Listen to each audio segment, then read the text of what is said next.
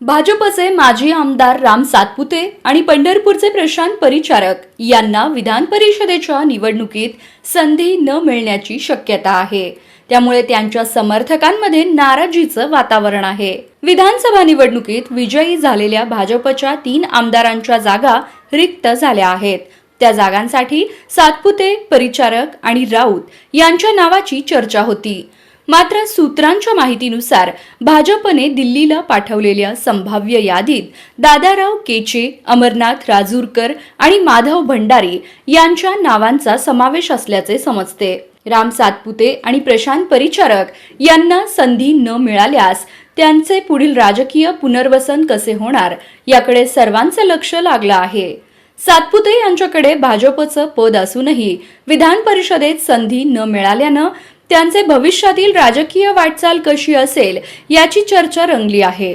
तसंच प्रशांत परिचारक यांना पूर्वी एकदा विधान परिषदेत संधी मिळाल्याने त्यांना दुसऱ्यांदा संधी न देण्याचा निर्णय झाल्याची शक्यता वर्तवली जात आहे। या 5 जागांसाठी 27 मार्चला मतदान होणार असून अंतिम यादी लवकरच जाहीर होईल। मात्र सातपुते, परिचारक यांचे नाव वगळले गेल्यास त्यांचं राजकीय भवितव्य काय असेल याकडे सर्वांचं लक्ष लागलं आहे।